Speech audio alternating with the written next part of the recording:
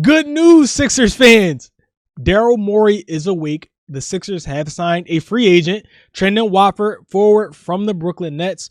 But they also lose out on the key free agent in Guerschon Yabusele to the New York Knicks. We're going to talk about what that means for the future of the Sixers and what that can mean for this upcoming season. Also, I had a tweet that kind of went viral on Sixers Twitter last night. We are going to talk about it and what I meant by that tweet. But you already know how we get down. Without further ado, here's the intro.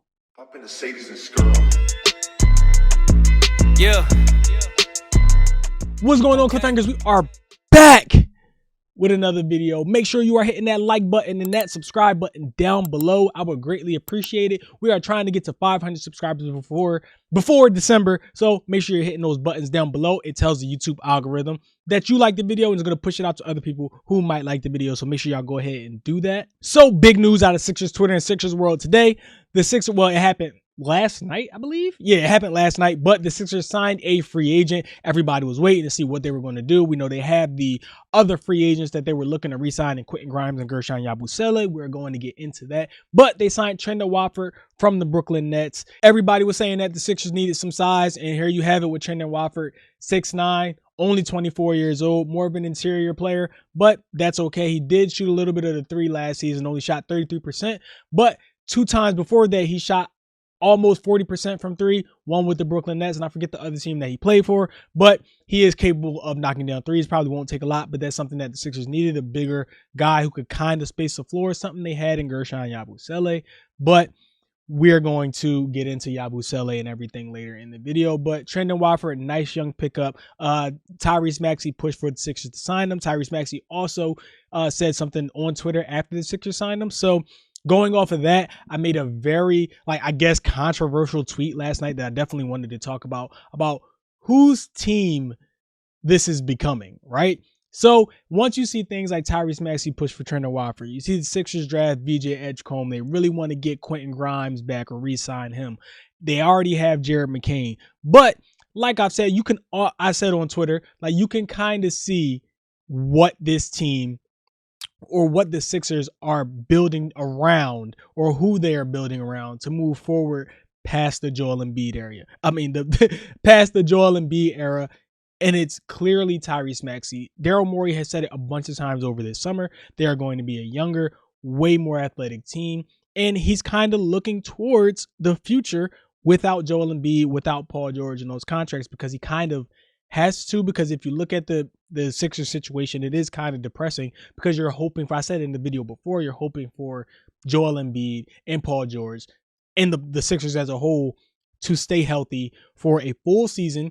Even if they don't stay healthy for a full season, then you're actually hoping Joel Embiid and Paul George are going to be able to play 2 months of high level basketball in order to go win a finals or win an NBA championship. And I just don't think that's realistic. It might be realistic for someone like Paul George, but if we really sit down and think about it, everything going on with Joel's knees or his knee or whatever is going on, we barely saw him be able to play 2 weeks of basketball last season. So now we're going to go into a brand new season with a brand new surgery and hope that he's able to play 2 straight months of a high level playoff basketball. I think we all see where this is going to end up with Joel Embiid no longer being on the team. And I think Daryl Morey sees that too. And he better see it as the GM of the Philadelphia 76ers. But he's starting to really build the team around Tyrese Maxey. Now, the problem that everybody had with that is, Tyrese Maxey is 6'2". It's shown that Tyrese Maxey isn't the number one. And I've talked about this before, right?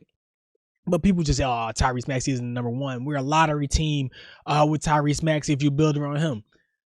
These are my points, right? I've never said Tyrese Maxey is a number one option. I don't believe that Tyrese Maxey is a number one option.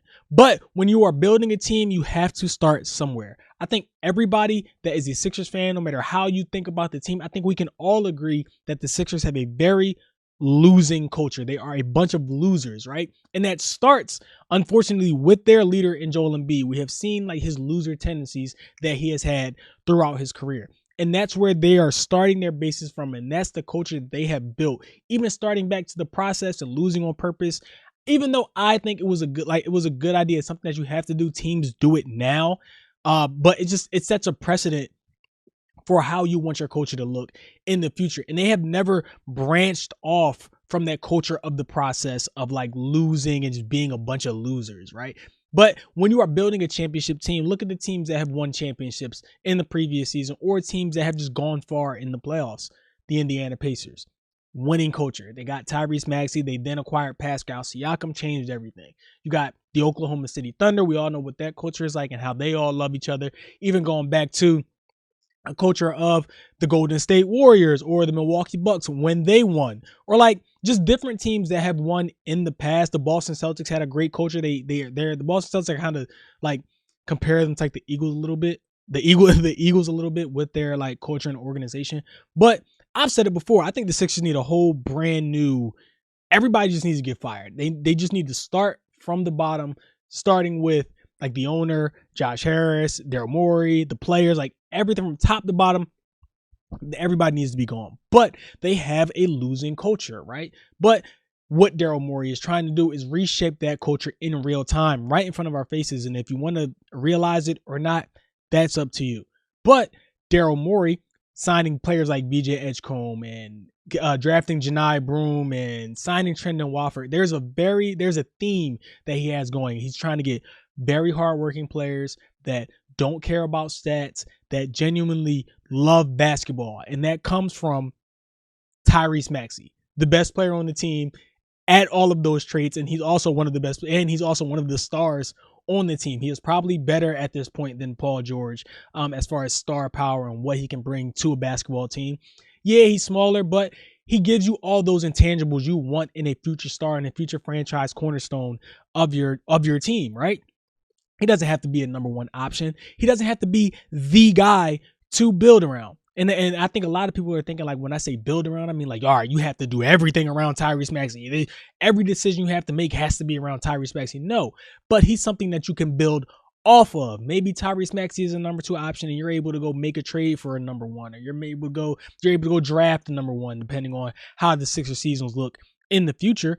But it's somebody they're trying to build off of Tyrese Maxey and off his personality and the person that he is, the player that he is, somebody that is in the gym first, leaves last, like loves basketball. We've seen it before. Like they like the Sixers and Nick Nurse had to kick him out of the gym one time, and the Sixers are building off of that. You can see with Jared McCain, BJ Edgecombe, Janai Broom, Trendon Watford now.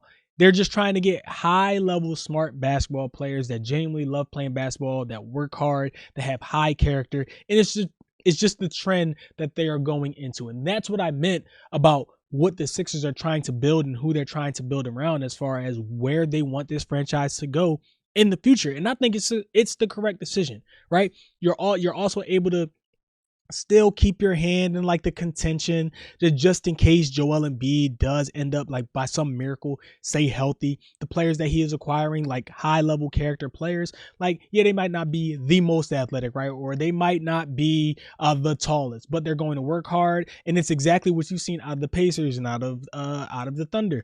Like they're not huge teams, but they're all high character guys, smart basketball players. They tough on defense. They play gritty. They're able to score. Like they're just doing a bunch of things that we haven't seen from a Sixers team in the past. Like think about all the Sixers teams that you have thought about, that you have watched in this Joel Embiid era, and all the change, all the different medical staffs, different GMs, different coaches.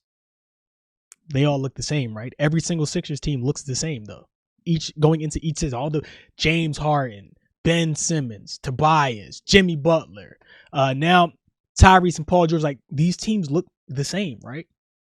There's one common denominator in all of this, and that's Joel Embiid.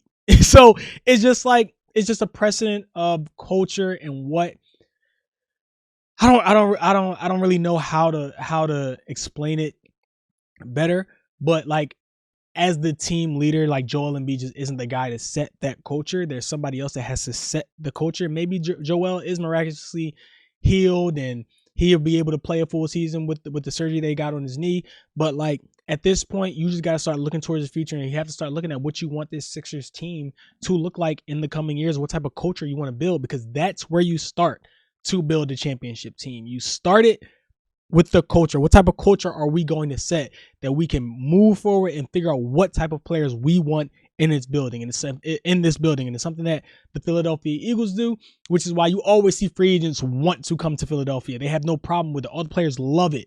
Like, they always want to come, as opposed to Ace Bailey didn't want to come to Philly. We just lost Guerschon Yabusele to the Knicks, and that's because he didn't want to wait for Philly to offer him, because Philly is trying to figure out what Quentin Grimes' price is as far as what he's going to command in free agency. So it's a culture thing surrounding this Philadelphia 76ers team. It's something that they are trying to figure out. They are going to have to figure it out if they want to be a competent organization moving forward. Me personally, I think it's too late until you get off of Joel Embiid and Paul George, and like you get that loser energy just out of the building. And like I said, I think they have to just, oh my bad, I was looking at something, but I just think they have to just like revamp everything, and I think they're trying to do that now. I think that it might be too late, but you can start to see what they are building moving forward, right? As far as like the Guerschon Yabusele stuff, like I said, he's gone to the Knicks for the same amount that the Sixers could have given him. He just didn't want to wait. Day 2 in the free agency, he just didn't want to wait until the Sixers figured out what was going on with Quentin Grimes.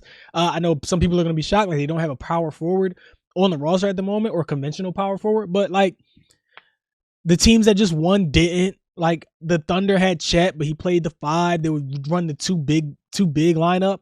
Like you could still do that if you're the Sixers. Like they basically Isaiah Hartenstein and Chet, 2 centers. The Pacers had Miles Turner and Pascal Siakam. Pascal's the same height as Paul George. So like you don't need a conventional power forward on the team. They do need some size around the team. Like they are a little bit small right now. They do need to get better at rebounding, but we still have free agency. They're probably going to have to trade for somebody. Like they're just going to have to figure it out. But as for me, like I'm not really worried about it, because like I've told y'all before, I'm so off this era of Sixers basketball. Like I'm just so ready to move on to like what are the realistic what is the realistic best outcome for this team, and not, oh yeah, we just need Joel Embiid to stay healthy. No, I said realistic, because we all know that's not realistic. So let me know what y'all think in the comment section below. Should the Sixers move on to a new era? Are they trying to build around Tyrese Maxey? What do you think about that? You let me know in the comments below. Make sure you hit that like and subscribe button. I'll let y'all.